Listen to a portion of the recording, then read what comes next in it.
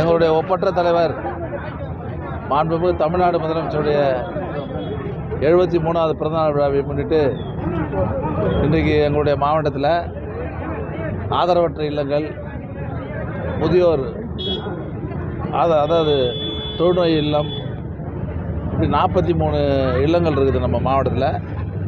அந்த இல்லங்களிலே இன்றைக்கு மதிய உணவு, அறுசுவை உணவு அந்தந்த ஒன்றிய நகர பேரூர் கழகத்தின் சார்பில் இன்றைக்கு அனைத்து பகுதிகளில் இருக்கிற அந்த பெரியவர்கள்லாம் உணவு வழங்கப்பட்டிருக்கிறது. அது இல்லாமல் எல்லா இடத்துலையும் ஏழைகளுக்கு உணவு அளிக்கக்கூடிய பிரியாணி கொடுக்குறது.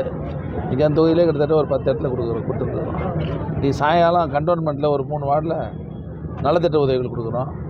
இன்றைக்கி மாவட்டம் முழுவதும் எல்லா ஒன்றிய நகரங்களிலும் ஏழை எளிய மக்களுக்கு உணவு வழங்குவது, உடை வழங்குவது, இனிப்பு வழங்குவது, மரக்கன்றுகள் நடுவது போன்ற பணிகளை இன்றைக்கி காலையில் 8 மணிக்கே எல்லா கிளைகளும் கொடி ஏற்றிட்டோம். சக்கரை பொங்கல் கொடுத்துட்டோம் காலையிலே. இன்றைக்கி காலையில் மதிய உணவுலாம் இப்போ கொடுத்துட்டுருக்கோம், ஒவ்வொரு பகுதியாக கொடுத்துட்டுருக்குறோம்.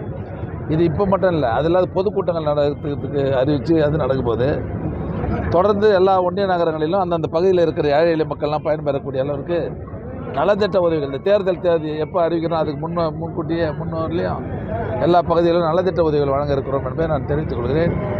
ஆக தலைவருடைய பிறந்தநாள் விழாவை இன்றைக்கி இயக்கத்தோடர்கள் மகிழ்ச்சியோடு மிகச்சிறப்பாக இன்றைக்கி நாங்கள் கொண்டாடி கொண்டிருக்கோம். மோடி அவர்கள் இன்றைக்கி பிரதமர்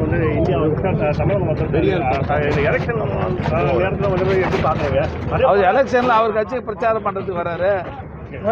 நாங்கள் எங்கள் கட்சி நாங்கள் பிரச்சாரம் பண்ணுறோம். மதுரை கூட்டத்தில் பெரியார் நீக்கப்பட்டிருக்கு. அது அவங்க பெரியார் புகைப்படம் தான் வச்சுட்டு மீண்டும் அந்த புகைப்படத்தை நீக்கிட்டாங்க. எப்படி பார்க்குறீங்க? அவங்களுக்கு கொள்கை கோட்பாடுலாம் இருந்தால் தானேப்பா. கொள்கை கோட்பாடு உள்ள ஒரே அணி எங்கள் அணி தான். அதனால் தேர்தல் நேரத்தில் மக்களை ஏமாத்துறதுக்காக அது மாதிரிலாம் பண்ணுறாங்க. நன்றி.